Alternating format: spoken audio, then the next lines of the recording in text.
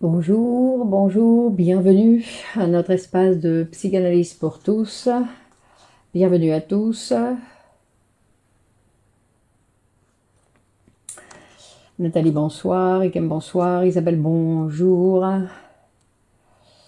Bonjour, Sonia, Marie-Laure, Amina, Sabine. Bon, alors bonsoir à tous, à ceux qui sont là et à ceux qui sont en train d'arriver. Lisa, Pierre, Célia, Farida, Enam, Estelle, pardon. Neléa, Aya, Farida et Martine, bonjour. Toujours en rendez-vous. Michel Laurent, bonsoir. Sonia, Marilyn. Donc, nous sommes dans cet espace de psychanalyse pour tous. Je m'appelle Clémence Lunis et je suis psychanalyste de l'école de poésie et psychanalyse Grupo Celo de Madrid. Marilyn Zerbout, bonsoir. Donc, nouvelle réunion, mardi 21h. Nous sommes le 22 novembre. Fatima, Sami, bonsoir.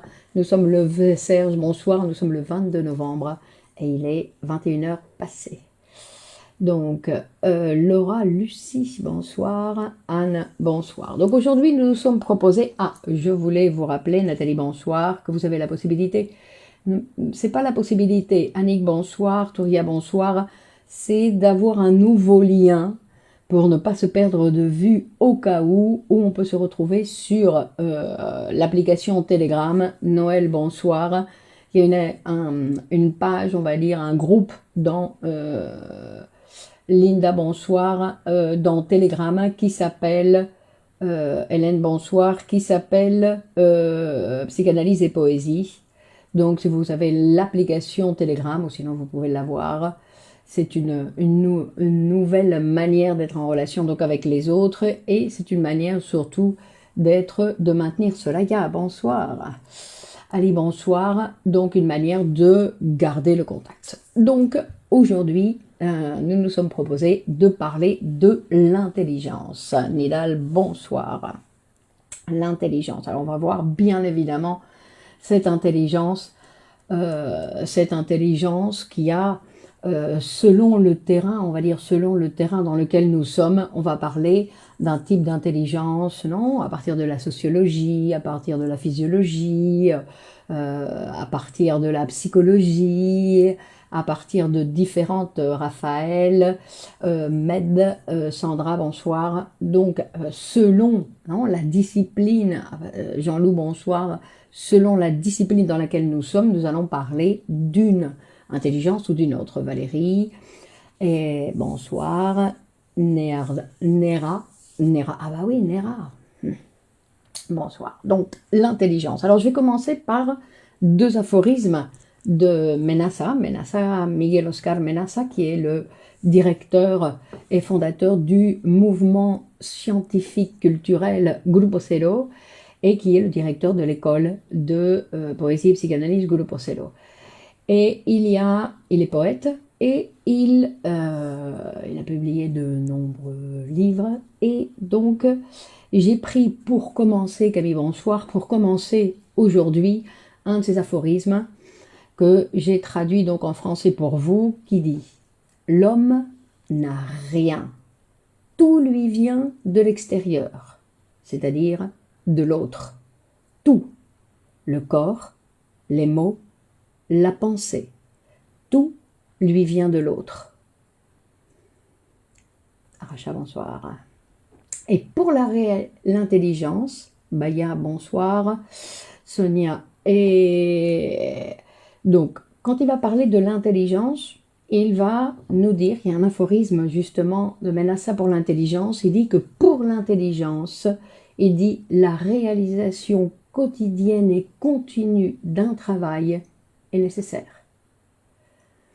Donc, nous avons déjà deux pistes, un petit peu de ce que nous allons voir aujourd'hui, c'est-à-dire que d'un côté, nous allons voir que l'intelligence, c'est le produit d'un travail, et de l'autre côté, c'est un travail donc qui va venir bien évidemment grâce aux éléments que nous allons trouver hors de nous.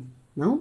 Rappelez-vous, je crois que je vous en avais déjà parlé, il y a un autre aphorisme de Menassa qui dit « Le meilleur de moi et hors de moi. Myriam, bonsoir. Farida, bonsoir. Donc, on va commencer déjà par présenter un petit peu, donc on va dire donc, que nous sommes dans un espace de psychanalyse, donc on va utiliser la découverte de Freud, les références que Freud va faire sur certaines fois où il va faire référence tout au long de son œuvre, il va parler de l'intelligence et à chaque fois il va s'agir d'une intelligence particulière, d'une intelligence différente, c'est-à-dire que lui il va nous dire par exemple que dans le lapsus, il y a une intelligence. Dans un oubli, il y a une intelligence. Dans un rêve, Ingrid, bonsoir, dans un rêve, il y a une intelligence. Hein? Donc lui, il va nous parler. Il va même nous dire qu'il y a une intelligence dans le symptôme. Hein? C'est-à-dire que toute l'intelligence de notre appareil psychique. Simon, bonsoir. On va partir. Elle n'est donc pas innée. Exactement, Sonia. L'intelligence n'est absolument pas innée. Donc c'est pour ça qu'il n'y a pas des gens stupides et des gens intelligents, sinon on va voir qu'il y a des obstacles à l'intelligence. C'est-à-dire qu'il y a des obstacles psychiques pour le développement de l'intelligence. Donc on va commencer par cette idée, cette idée que Freud, donc justement déjà, a insisté et a souligné, c'est-à-dire que dans chacun de nous, non seulement on va dire, Alessandra, bonsoir, dans chacun de nous, il y a Freud il va dire que tout ce qui est rentré dans notre appareil psychique ne va jamais en sortir. D'accord? C'est-à-dire que tout ce qui a fait, tout ce qui est rentré, tout ce qui est devenu inconscient ne va jamais ressortir. Et non seulement ce qui est rentré et qui fait partie de notre histoire personnelle, mais sinon qu'en fait, il y a toute l'histoire de l'humanité. C'est-à-dire que l'enfant, quand il naît, c'est un petit être primitif qui va devoir parcourir en un temps record l'histoire de l'humanité. Au départ, il mange avec les doigts, par exemple, comme exemple. Donc, c'est-à-dire qu'il va exister différentes pensées dans le sujet qui font partie de cette évolution de la pensée, de la civilisation humaine. Donc, Amel, bonsoir. Donc, il existe par exemple, Sarah, bonsoir, il existe en nous cette pensée justement infantile et primitive. C'est ce qu'on appelle la pensée du début de l'humanité, qui était une pensée magique animiste. C'est-à-dire que, mais c'est quelque chose que nous n'avons pas abandonné. Il y a une pensée religieuse en chacun de nous. Il y a une pensée, on va dire, après, il y a un travail que nous allons devoir faire, il y a la pensée scientifique, mais pour ça, il faut réaliser un travail, c'est-à-dire qu'il y en a qui vont venir, dans le processus de développement, on va l'acquérir dans le processus de développement, Antonio, bonsoir, et il y a un autre type, on va dire, de pensée où il va être nécessaire, parce que par exemple, la pensée scientifique, c'est quelque chose qu'il va falloir acquérir. Bonsoir Nathalie. Et la pensée psychanalytique. Donc on a 4 niveaux de pensée qui sont 4 niveaux de pensée différentes. Et celle bien évidemment qui va nous intéresser, c'est la pensée psychanalytique. Mais tout ça pour dire que le sujet, à chaque moment de sa vie, il choisit, de manière inconsciente bien évidemment, quelle pensée il va utiliser, si la primitive, si la religieuse, si la scientifique. Là, on va parler de 4 étapes, Ingrid. On parle de l'animiste, la magique animiste, la religieuse, la scientifique et la psychanalytique. Donc, on va parler de ces différentes étapes de la pensée, et c'est à partir de quelle pensée, c'est-à-dire qu'on va choisir la pensée que l'on va utiliser pour lire la réalité, pour agir dans la réalité. Donc déjà, ça va faire partie d'une intelligence, bien évidemment, parce que quand bonsoir, vaut mieux de vous écouter que regarder le match, c'est intelligent. Ça dépend. Pourquoi je vais juger? Non, je ne sais pas ça dépend de chacun, non? Donc, c'est-à-dire que selon la pensée que je vais utiliser, ça va avoir des conséquences, bien évidemment, dans la réalité matérielle que je vais produire, dans laquelle je vais participer. Et nous avons vu que les décisions que nous prenons sont des décisions inconscientes, ou en tout cas où l'inconscient participe. Et que donc, nous devons décider parmi ces différents types de pensées. Donc, une autre chose qui est importante à penser aussi, c'est-à-dire que le sujet, quand il est psychique, il est social. C'est-à-dire que nous sommes sujet psychique et social en même temps, quand nous sommes sujet psychique.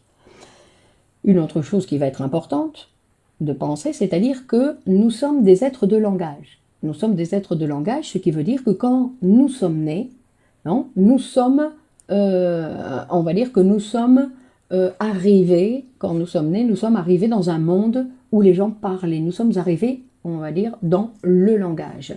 Nous sommes tombés dans le langage. Et en fait, le langage, d'une certaine façon, on va le considérer comme si c'était notre prison. Notre prison, c'est le langage. On ne peut pas exister, l'être humain ne peut pas exister hors du langage.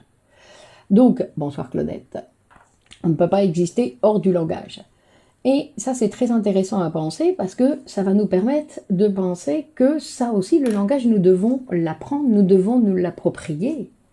C'est-à-dire, au plus je vais apprendre de mots, au plus je vais avoir de possibilités d'utiliser, non, au plus je vais utiliser de mots, au plus ma prison va être ample, on va dire, non? C'est-à-dire que notre capacité de penser va augmenter aussi. Et de la même façon, puisque ça fait partie aussi du langage, au plus je vais multiplier mes relations sociales dans le monde extérieur, bien évidemment, pas dans mes fantasmes, au plus mon intelligence aussi va augmenter, non?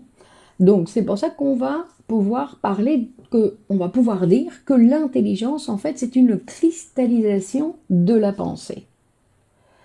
Gada, bonsoir. Non, c'est la cristallisation de la pensée ou c'est le résultat social des différentes manières de penser. Donc on va voir pour être capable de faire face à la réalité. Non, là, on va dire que l'intelligence, c'est un instrument que l'on peut utiliser, non, par rapport à la réalité. Et donc, en psychanalyse, bien évidemment, nous n'allons pas parler de personne qui est intelligente ou personne qui n'est pas intelligente. Il n'y a pas de gens intelligents et de gens qui ne sont pas intelligents. C'est-à-dire qu'il y a des gens qui vont produire un travail quotidien pour produire, non, qui vont réaliser un travail quotidien pour produire cette intelligence et qui vont arriver, c'est-à-dire que tous nous allons faire un travail. Mais selon les mécanismes, Salma, Karim, bonsoir, selon les mécanismes que nous allons utiliser, nous pouvons produire une santé, nous pouvons produire la maladie, ou nous pouvons produire une intelligence, ou nous pouvons produire, non, selon les mécanismes que nous allons utiliser. Nora, bonsoir. Rappelons-le, donc cet appareil psychique travaille tout le temps. Non, l'intelligence émotionnelle, ce n'est pas quelque chose que travaille la psychanalyse. Je suis désolée, Sonia.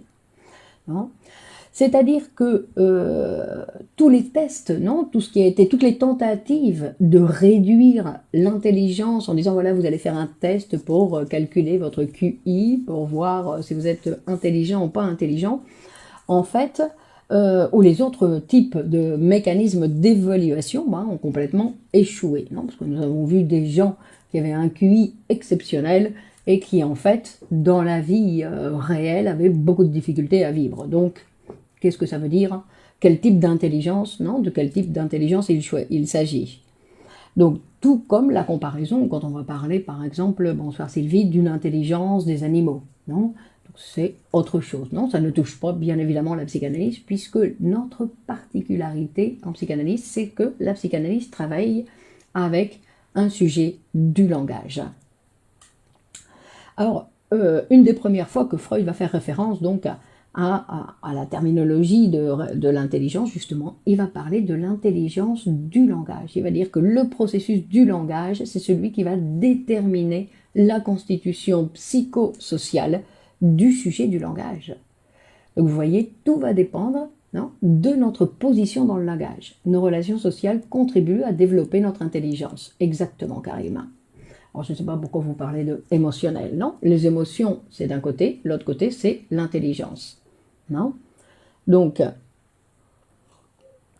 ensuite, il va montrer que jusqu'à avant Freud, on va dire avant Freud, les névrosés, d'une certaine façon, étaient considérés comme des personnes un petit peu dégénérées, des personnes qui n'arrivaient pas donc à faire face à la réalité, qui s'enfermaient dans eux-mêmes. Et donc, il y en avait certains donc, qui parlaient de dégénération héréditaire, ou tout ça. Et en fait, lui, donc, qui s'est intéressé à l'étude de la névrose, ou de l'intelligence dans la névrose, lui, en fait, il a parlé que non, il a dit que les névrosés, c'est des personnes tout à fait intelligentes, non, mais qu'ils avaient une intelligence, on va dire, que la conscience, parce qu'en fait, il a découvert par l'étude de la névrose que nous avions deux types d'intelligence. Parce que nous avons une intelligence qui est la consciente, qui est une toute partie de notre intelligence, et qu'après nous avons une intelligence supérieure qui vient de l'inconscient. C'est-à-dire c'est une intelligence qui est externe au sujet, qui vient des autres, qui vient, on va dire que notre intelligence se construit avec les autres, en relation avec les autres.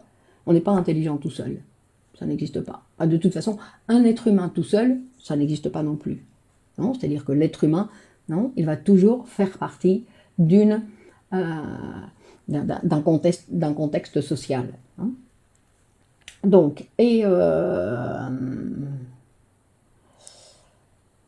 donc il va dire justement, par exemple, quand on va faire référence au rêve, quand on va faire référence, là aussi, il va parler d'une intelligence du rêve dont la conscience n'a pas conscience, dont la conscience ne sait rien, mais il découvre justement qu'il y a une intelligence dans le rêve, donc que le sujet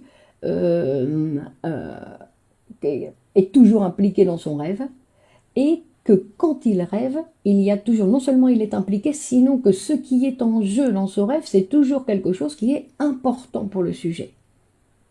Non, ça c'est ce qu'il va voir, c'est-à-dire qu'on ne rêve jamais de détails, on ne rêve jamais de choses sans importance pour le sujet. C'est toujours ce qui est en jeu dans les rêves, c'est toujours quelque chose qui est important pour le sujet. Et donc, comme je disais au départ, c'est donc d'inconscient à inconscient avec les autres. Exactement, Sonia. D'inconscient à inconscient. Et nous avons les conséquences de ceci. Non, nous avons les conséquences. Par exemple, il va parler de l'intelligence du lapsus. L'intelligence du lapsus, lui, quand il va montrer comment fonctionnent les lapsus, il va dire qu'en fait, quand on parle d'acte manqué, ou un acte manqué, il va dire en fait, c'est absolument pas un acte manqué. C'est manqué pour la conscience, mais c'est tout à fait réussi pour l'inconscience. C'est-à-dire c'est un acte tout à fait réussi. Je ne vais pas casser n'importe quel verre, je ne vais pas le casser à n'importe quel moment. Non, je ne vais pas bousculer quelqu'un, non, dans le travail, ça ne va pas être n'importe qui que je vais bousculer. C'est-à-dire qu'il va montrer que tous ces actes manqués sont des actes réussis, qui ont leur intelligence, qui montrent quelque chose. Après, bien sûr, on a besoin de l'interprétation pour, si on veut vraiment savoir de quoi il s'agit. L'intelligence, comment vivre dans la vie.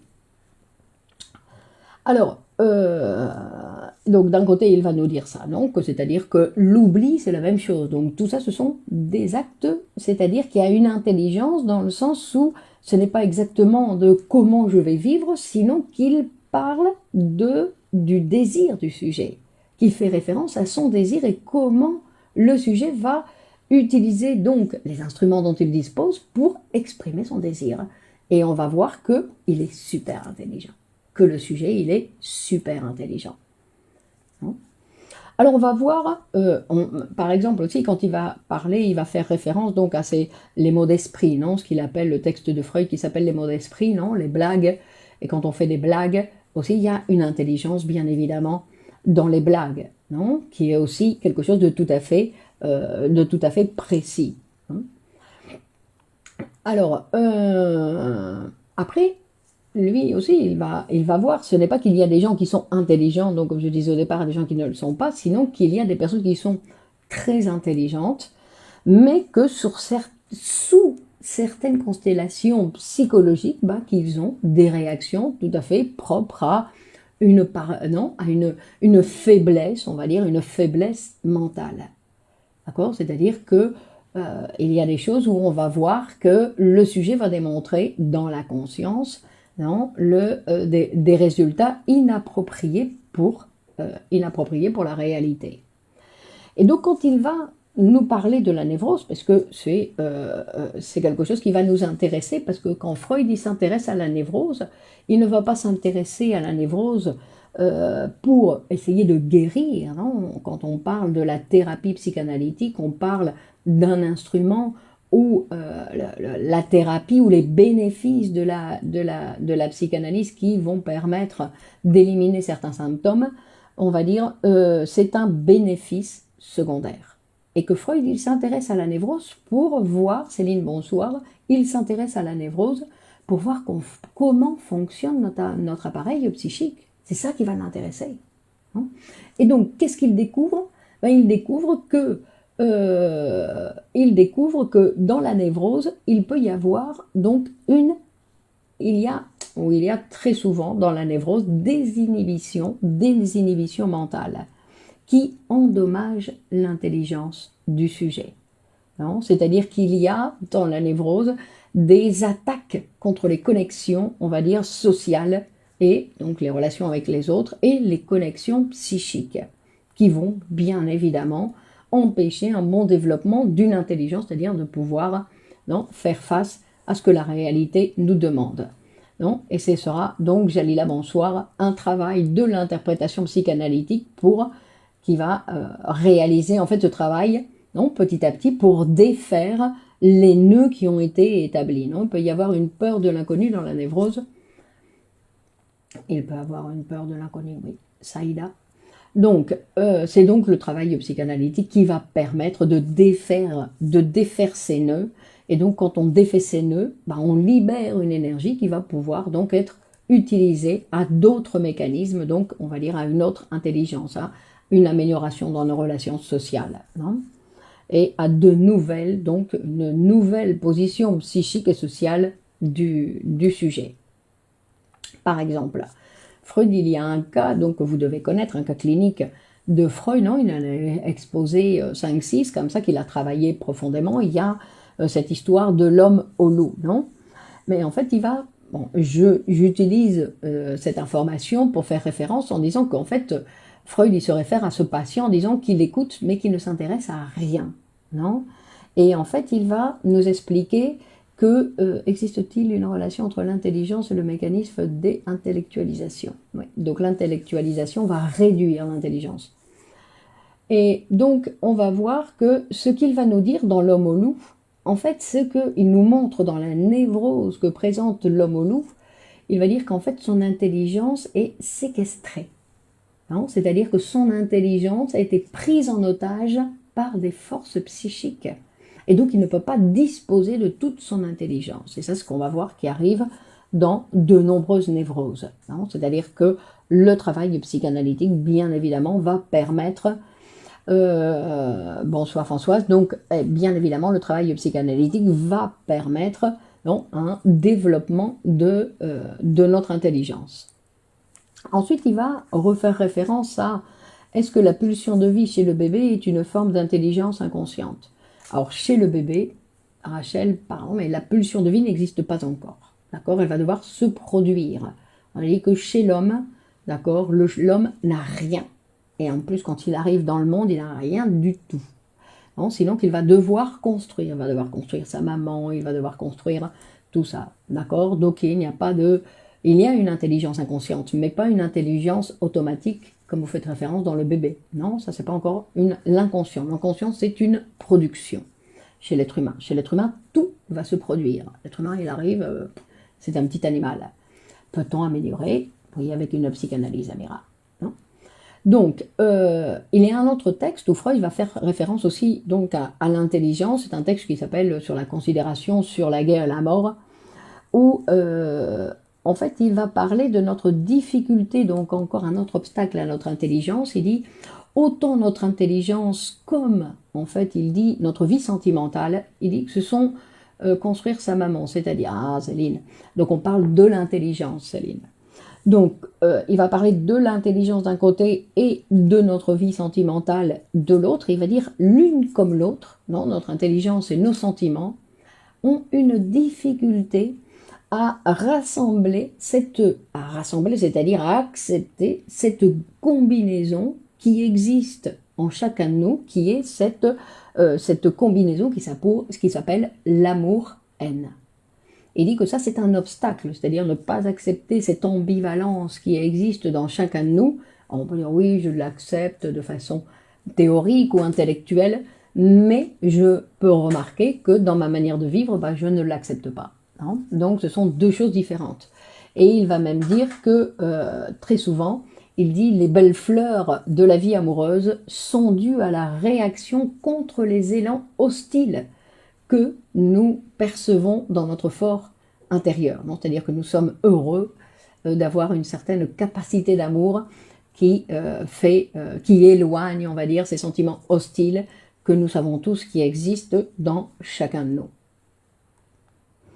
D'accord? Donc il va dire que ça c'est un obstacle à l'intelligence, ne pas accepter.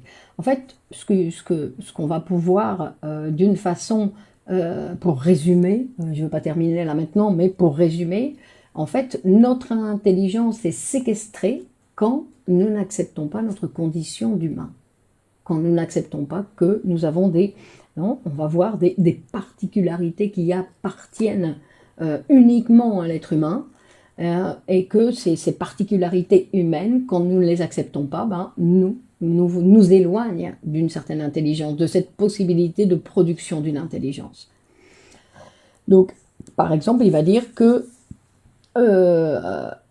en fait, chez l'être humain, il n'y a pas de prédisposition. Il n'y a pas de prédisposition au cancer, il n'y a pas de prédisposition à la stupidité, il n'y a pas de prédisposition à l'intelligence. Par contre, nous avons une seule prédisposition, la prédisposition au langage. C'est avec le langage que nous faisons tout. C'est grâce au langage que nous pouvons faire tout ce que nous faisons. Alors, c'est toujours sur la base du langage. Hein. Une autre chose qui va donc, quand je disais la fois dernière, où je faisais référence, je crois que j'en ai déjà parlé, où je rentre en scène après mes mots, non, c'est pas moi qui rentre et puis après c'est mes mots qui m'accompagnent, sinon que je rentre en scène après mes mots, c'est ça. C'est ça ce que ça veut dire que j'appartiens au langage, c'est je suis dans le langage. C'est le langage en fait qui m'utilise pour parler. Non, ce serait quelque chose dans ce genre-là, non? Et en plus, oui. Donc, c'est-à-dire qu'il y a certaines... Ça, c'est une des situations, donc, de cet être humain que nous sommes. Non, nous ne dirigeons pas le langage, sinon que c'est le langage qui nous dirige. Et c'est le langage inconscient, notre position dans le langage. Et par exemple, notre position dans le langage est en relation directe avec ce qu'on appelle la trame édipienne. C'est-à-dire que nous allons passer toute notre vie, le sujet va demeurer toute sa vie dans la trame édipienne. C'est-à-dire que c'est la trame, c'est la trame qui nous a dessiné, qui nous a lancé dans le monde et dans laquelle nous allons rester toute notre vie. Et selon notre position que nous allons avoir dans cette trame, nous allons développer une vie ou une autre. Puisque ce qu'on va voir un petit peu aussi, parce qu'en fait, une des parties quand on parle d'intelligence, on va voir qu'on parle de la pensée, principalement. Et quand est-ce que la pensée, elle commence? La pensée, elle commence, donc bien évidemment, dès notre plus jeune enfance. C'est-à-dire que notre pensée a commencé dans une partie de notre vie que nous avons tous oubliée. C'est-à-dire dans ce développement qu'on appelle ce développement psychosexuel des humains qui va donc nous diviser, qui va cette production de ce développement psychosexuel par lequel nous allons tous passer, en fait, se divise par deux grandes phases. Alors, il y a cette première enfance que nous avons oubliée, ensuite il y a une époque de latence, et ensuite il y a la métamorphose de la puberté. D'accord? Donc ce sont ces deux éléments importants, ces deux périodes importantes qui sont divisées par une époque de latence. Et ça, c'est le moment où se trouve la limite entre la prédisposition et le facteur génétique par rapport à l'intelligence. Salem, bien évidemment, la psychanalyse ne s'occupe pas du facteur génétique. Pour la psychanalyse, le génétique, c'est déjà une production du langage. C'est-à-dire que le génétique est inclus dans le langage. La sensorialité, c'est aussi une production du langage, Ingrid. C'est que tout est produit à partir du langage. D'accord? C'est-à-dire qu'il n'existe pas, ce qui nous arrive n'existe pas sans le langage. Ni ce que nous produisons, ni ce que nous faisons, nous vivons dans le langage, dans les mots. Dans les mots. Et donc c'est selon notre rapport au langage, non, notre rapport aux mots, où nous allons vivre une réalité ou une autre. Donc, pour faire référence un petit peu à ce développement psychosexuel dont je parlais, donc il y a cette première enfance, non, cette première partie de l'enfance que nous avons donc tous oubliée, et le tactile alors c'est la même chose. Donc tout est une production du langage, c'est-à-dire que nous allons nous fabriquer comme être humain, non? Alors si vous mettez un bébé dans un poulailler, non, vous savez que il va jamais être capable de parler. Alors, on ne sait pas s'il va sentir, s'il va avoir du tact, on va rien savoir de lui. On va voir qu'il y a un petit bébé qui va sauter comme une poule. D'accord, c'est même pas un petit bébé, sinon c'est un petit être humain on va trouver qui nous ressemble beaucoup, mais qui n'a rien à voir avec nous. D'accord? Donc, je veux dire parce que l'être humain, il s'humanise avec les autres êtres humains. Sans êtres humains, on ne peut pas être humanisé, non? On s'humanise grâce à notre relation avec les autres. Donc on va dire que cette première sexualité infantile, donc qui va commencer dès la naissance et qui va se terminer plus ou moins vers l'âge de 5 ans, non? Alors un petit peu selon non, les enfants, on va dire selon les enfants. Et la sexualité adulte qui va commencer donc à partir de la puberté, Et donc entre ces deux périodes, il va y avoir ce qu'on appelle l'étape de latence. Alors ce n'est pas toujours aussi défini, non, ne pas regarder un calendrier, mais disons que c'est orientatif, non? Et dans cette période de latence, ce qui est intéressant, c'est que après cette première période de sexualité infantile où il y a le début de la pensée qui va commencer, parce que c'est à partir de là où l'enfant va se poser les premières questions, à savoir d'où viennent les enfants.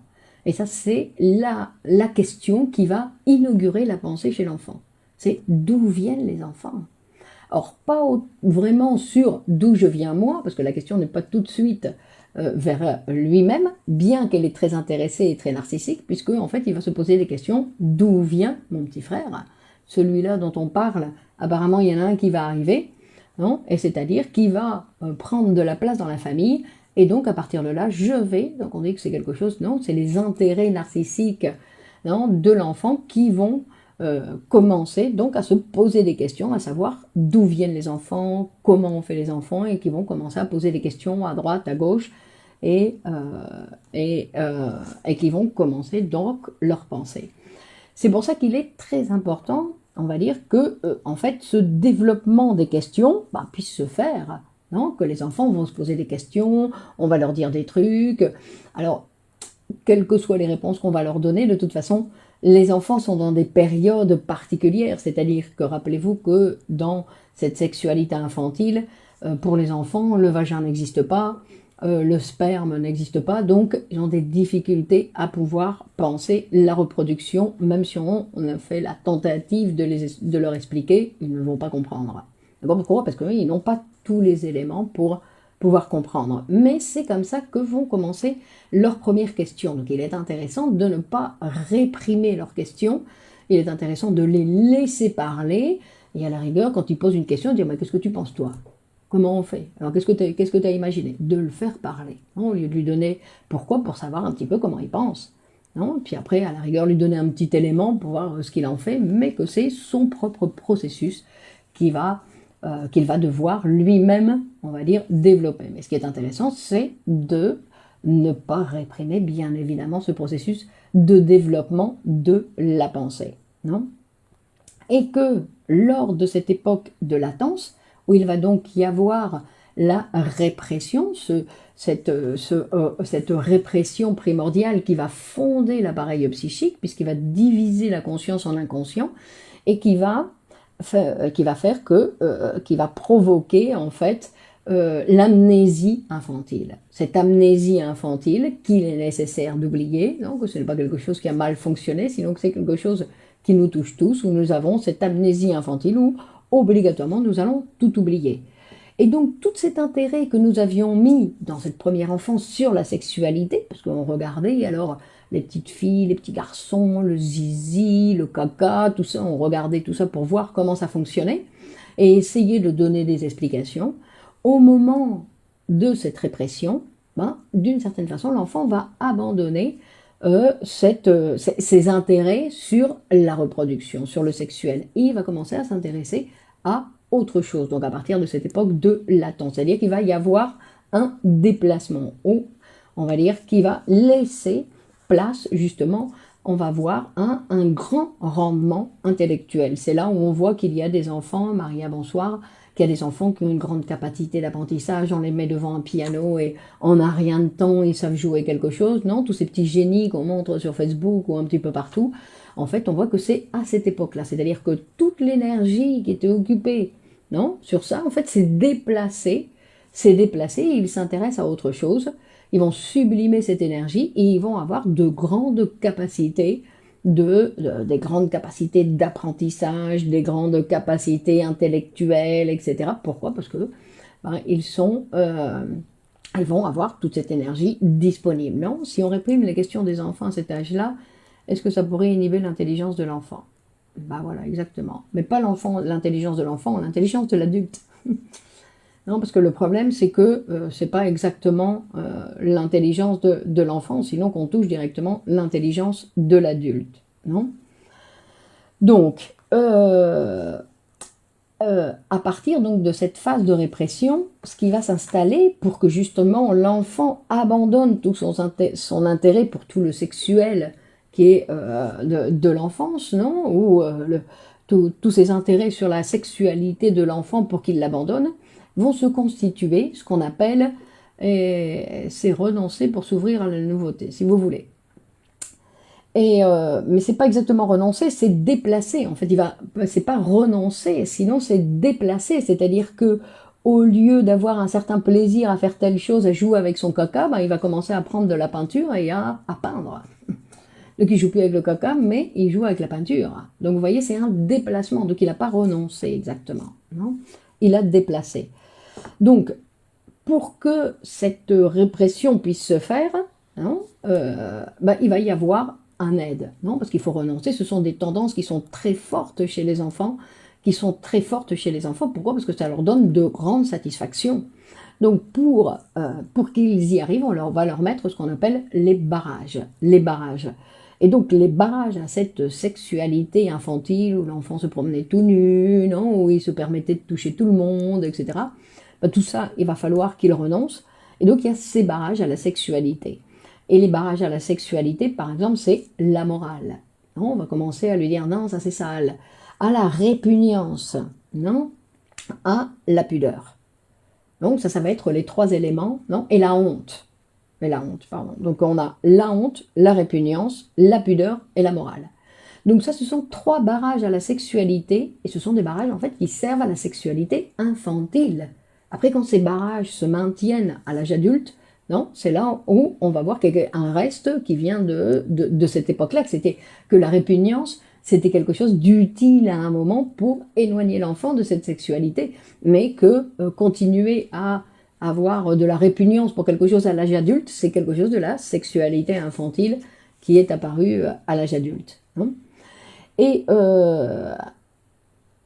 Et en fait, il va dire, donc, il y a cette énergie, non, cette énergie libidinale qui était déterminée à certaines zones érogènes du corps à l'époque infantile, qui marque les premières phases de cette sexualité infantile, vont se sublimer, donc ils vont donner la possibilité à un grand rendement, donc on disait un grand rendement intellectuel, et qui vont donner la possibilité, non, comme on voit un enfant avec une guitare qui tout d'un coup joue un truc, non, qui nous donne envie de pouvoir apprendre comme ça aussi facilement.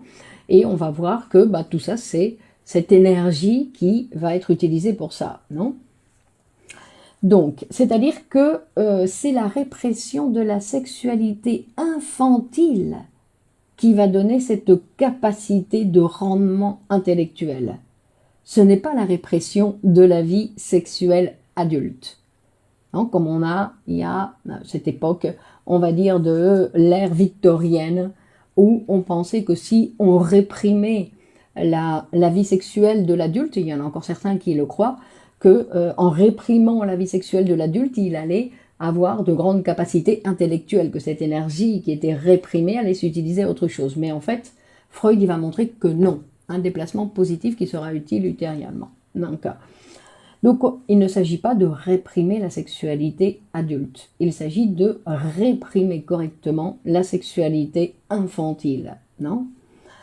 Parce que, en fait, pour l'énergie, on va dire, de l'adulte, en fait, l'énergie de l'adulte, pour pouvoir sublimer et utiliser cette énergie, il doit retirer, comme on en avait déjà parlé une fois, retirer la libido des objets, la ramener sur le moi, et c'est à partir de là qu'il va la relancer, la réutiliser pour une production de quelque chose à l'extérieur. Non, c'est le processus de sublimation.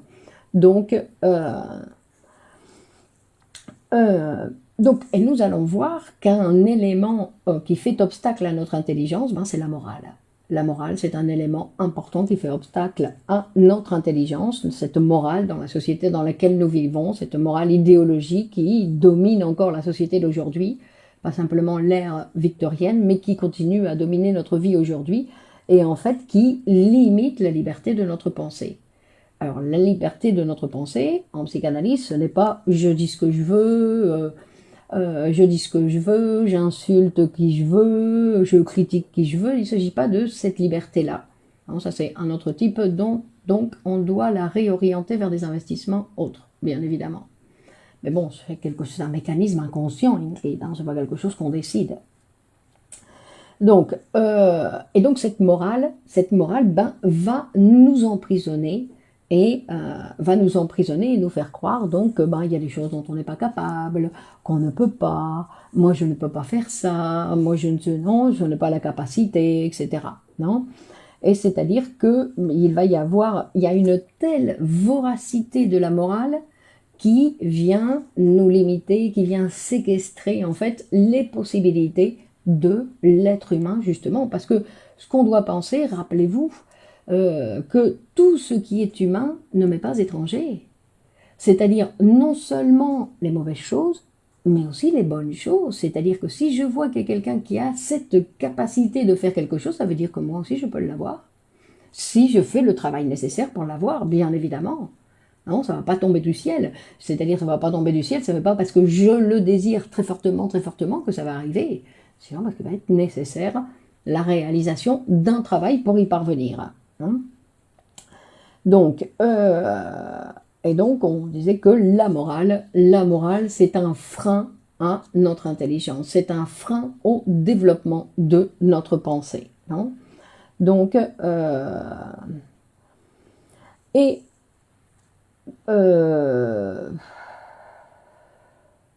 par exemple, non, pour toucher un sujet un petit peu, un sujet un petit peu polémique, on va dire que quand on parle de sexualité infantile aussi, on va voir que les parents, en général, ils ont des difficultés pour éduquer, même s'ils le veulent, je veux dire que même s'ils ont une prédisposition, une intelligence consciente qui leur dit non, il faut que j'éduque mon petit garçon comme ma petite fille pour que tous les deux aient les mêmes possibilités, nous vivons dans une société où la différence est très marquée et que nous n'allons pas avoir la même, on va dire, la même éducation, on ne va pas donner la même éducation aux garçons qu'aux jeunes filles.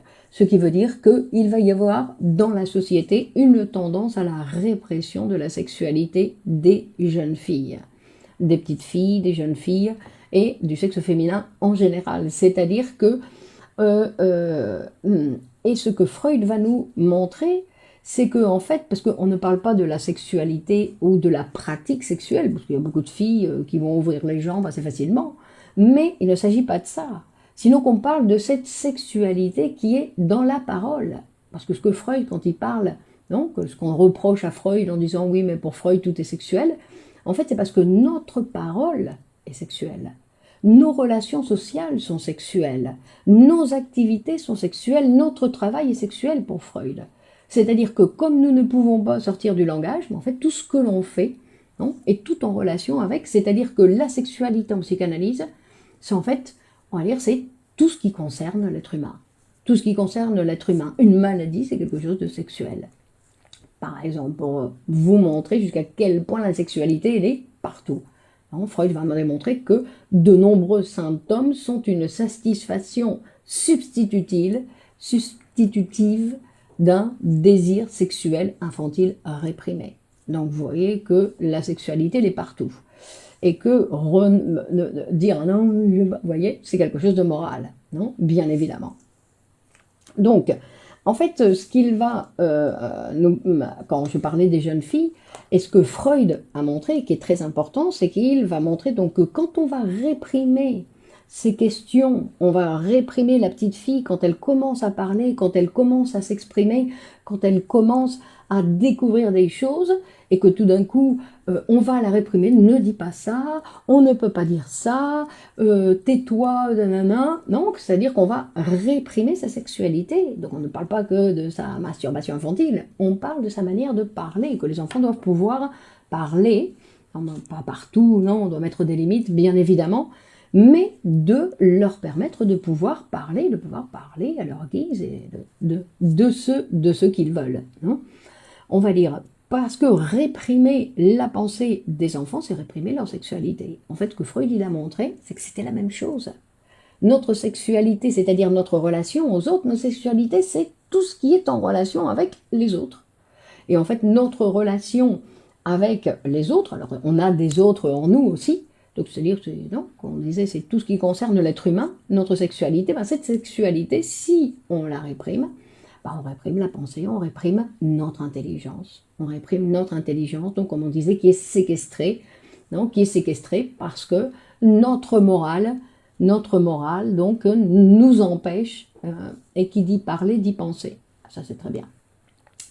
D'accord, qui dit parler, dit penser. C'est-à-dire qu'on pense à voix haute, effectivement. On pense à voix haute. C'est pour ça que les enfants ont besoin de parler, non? Bonsoir Bertrand, non, ont besoin de parler et ne pas chercher à les comprendre. Laissons-les parler. À la rigueur, on leur pose des questions.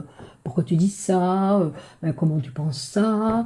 Et alors, et on les laisse s'exprimer. Parce que vouloir les comprendre, c'est une façon de les réprimer. Non? C'est le vouloir donner une explication rationnelle à leur comportement, c'est les réprimer. Non? Alors, on ne sait pas de quoi ils parlent quand ils parlent de ça, qu'ils parlent de ça, on ne sait pas.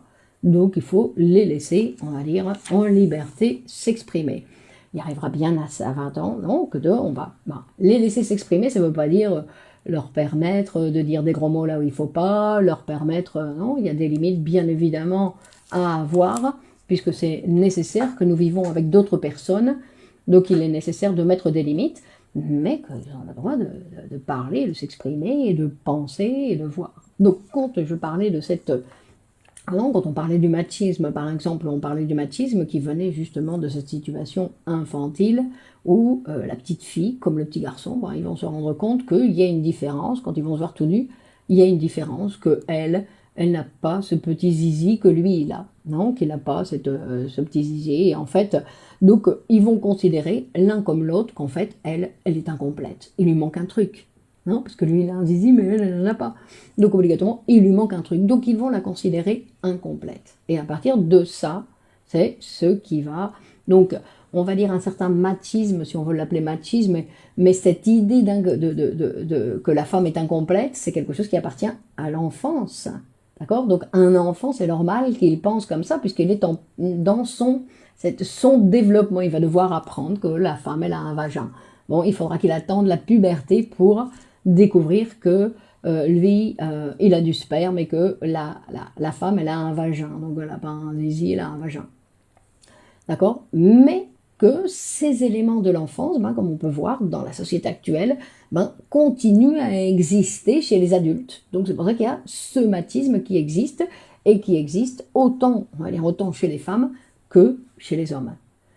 Et donc ça c'est encore un autre type d'obstacle, on va dire un autre type d'obstacle pour notre intelligence. Donc c'est-à-dire que notre sexualité infantile, quand elle apparaît à l'âge adulte, c'est un obstacle à notre intelligence. Non? Donc je vais voir si j'ai encore quelques trucs à dire. donc on va dire. Et une autre chose, donc il y avait Sonia qui faisait référence à cette intelligence émotionnelle, donc je disais que c'est un terme, une terminologie que la psychanalyse n'utilise pas, c'est un terme qui est très étendu, non, que les coachs, les psychologues, ressources humaines, enfin maintenant, que tout le monde utilise, et qui fait référence un petit peu à voir qu'est-ce qu'on fait avec nos émotions. Donc l'intelligence émotionnelle, ça veut dire qu'est-ce que je fais avec nos émotions. Pour la psychanalyse, cette intelligence émotionnelle, en fait, c'est ne pas se laisser guider par nos émotions.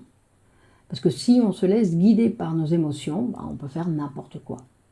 On peut faire n'importe quoi. Donc, on commence une relation avec quelqu'un qui ne nous convient pas, on finit une relation avec quelqu'un qui nous convient, on abandonne telle chose parce que j'aimais pas, parce que j'aimais bien. Donc, les émotions, ce ne sont pas des guides corrects pour la vie. Ce ne sont pas, il faut apprendre à avoir, on va dire, d'autres structures pour pouvoir, non, comme on disait la fois dernière, ce qui va nous convenir, c'est de faire ce qui nous convient, d'abandonner nos émotions comme les guides, non, c'est pas des guides, les émotions, et de voir ce qui me convient. Qu'est-ce qui me convient de faire? C'est ça ou ça? C'est faire selon ce que je sens aujourd'hui, parce qu'en plus demain, on ne sait pas si c'est ce que je vais sentir, parce que c'est pareil, il y a des jours où je suis super intelligente, et il y a d'autres jours où je suis nulle. Donc, qui je crois? Quand je suis super intelligente, ou quand je me sens super intelligente, ou quand je me sens complètement nulle? Qu'est-ce que je vais suivre comme guide?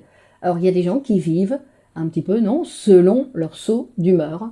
Donc, quand ils sont super intelligents, ils font plein de choses, ils parlent à beaucoup de gens, et puis quand ils sont stupides, ils s'enferment chez eux. Non, donc, on voit que ce n'est pas un guide, les émotions ne sont pas des guides. Donc, c'est pour ça qu'il va être nécessaire de créer d'autres types de guides, parce qu'ils ne vont pas tomber du ciel.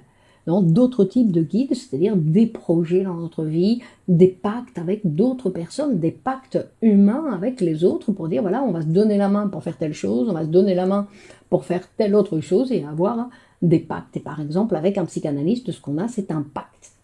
Un pacte qui va nous permettre d'avoir, on va dire, un élément qui va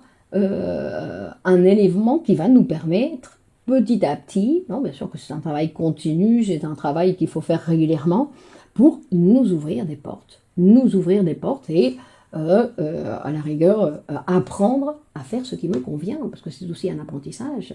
Parce qu'on a l'habitude, dans la société dans laquelle on vit, on a l'habitude de faire un petit peu ce qu'on veut.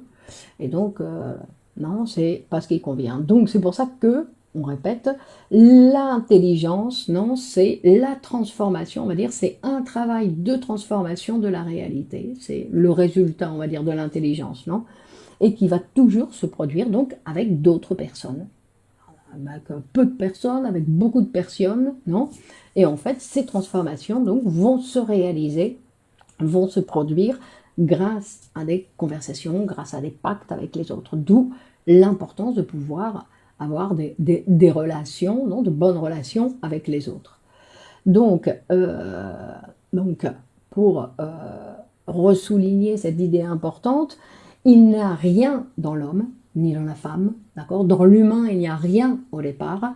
C'est-à-dire qu'on ne peut pas vivre de nos rentes, on ne peut pas vivre du travail que nous avons fait hier, on ne peut pas vivre de la psychanalyse que nous avons fait il y a 20 ans.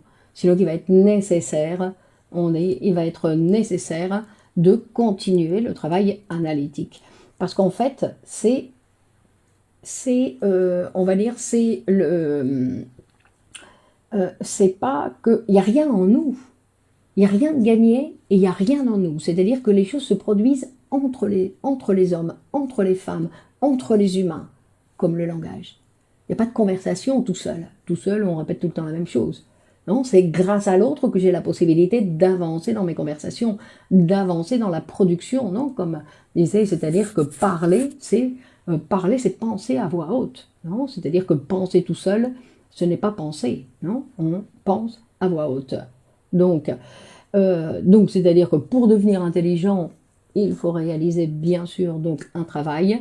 Et pour la psychanalyse, c'est un travail analytique qui va permettre quoi? Qui va permettre la fabrication d'un être humain.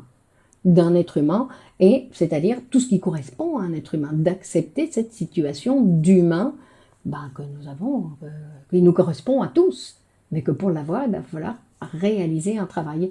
Et alors, pourquoi? Parce qu'en fait, il y a des choses à accepter, mais ce n'est pas des choses à accepter, je répète encore, parce que on a tendance à confondre. Il ne s'agit pas d'accepter quelque chose de la conscience, sinon c'est d'accepter la différence sexuelle. Ah, on voit qu'avec la difficulté que les hommes et les femmes ont pour être en relation, on voit qu'il y a une... non, parce que la différence, c'est-à-dire que quand on parle de cette différence sexuelle, c'est pas simplement de dire oui, je sais qu'il y a des hommes et des femmes, je sais qu'on est différents, sinon que tout le monde est différent avec tout le monde. Non, que tout le monde a les manières. Donc, essayez d'imaginer ce que l'autre, non, parce qu'il m'a regardé, il a dû penser ceci. Alors voilà, j'annule la différence. C'est-à-dire, j'imagine ce que l'autre il a pensé selon mes idées. Alors, je pense que lui, il pense comme moi. Alors, vous voyez, c'est pas évident, non? Évoluer, apprendre, nourrir son cerveau avec aussi l'aide des autres. Avec aussi, elle dit Hélène, avec aussi, je vais voir si je le fais ou pas. Et ensuite, on va dire, produire ce féminin en chacun de nous. Non, cette position, en fait, du féminin, cette position du féminin qui va nous permettre de réaliser, on va dire, plus de choses dans la vie. Et enfin, bien évidemment, accepter notre mortalité. Vivre comme un mortel. Parce qu'accepter notre mortalité, c'est vivre comme un mortel. D'accord? Donc, ça c'est, on va dire que ça c'est le travail réel que nous allons faire en psychanalyse, c'est accepter notre mortalité pour vivre comme un être humain. Non? Pas vivre soumis à la peur de mourir. Sinon, vivre en sachant que oui, je vais mourir. Donc maintenant, je vis ma vie parce que je sais que je vais mourir, non? Et que tout est à ma disposition aujourd'hui. Donc il y a plein de choses à faire. Bon, voilà pour l'intelligence pour aujourd'hui. Donc vous savez que vous pouvez partager cette vidéo sur vos réseaux sociaux. D'accord, que je suis donc à votre disposition et que nous pouvons continuer. Du coup, comment pourrait bénéficier la personne de son intelligence pleinement, sans censure? Qu'est-ce qui se produit au niveau de l'analyse? Alors, sans censure, il y a toujours une censure. Non, on va dire qu'il y a toujours... Ça fait beaucoup de choses à travailler, exactement, Sonia. Donc, sans censure, ça n'existe pas. La censure, c'est un mécanisme de l'appareil, on ne va pas l'éliminer. Non, mais on ne parlait pas de censure ici. On parlait de morale, de répugnance, de honte, par exemple, tout ça. Non, qu'il y a beaucoup d'éléments. Merci Martine. Donc, on continue mardi prochain à la même heure avec un nouveau sujet. Donc, merci pour votre enthousiasme. J'ai vu que nous étions plus d'une bonne centaine ce soir. Donc, le sujet de l'intelligence nous a attirés. Donc, c'est un élément. Merci à vous Isabelle. Donc, et on peut continuer bien évidemment mardi prochain. Merci Madame Leniche, toujours très intéressante. La psychanalyse est très intéressante, oui. D'accord, donc vous pouvez aussi aller lire Freud, non, qui est un être humain, tout à fait particulier que nous pouvons découvrir dans... allez hop, au boulot. Exactement, il y a beaucoup de choses à faire, Sonia. Allez, bonne continuation, donc merci à vous tous.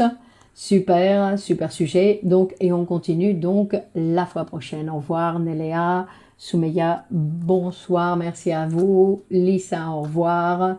Donc, bonne continuation, bonne semaine et à mardi prochain. Allez, au revoir. Ciao, ciao.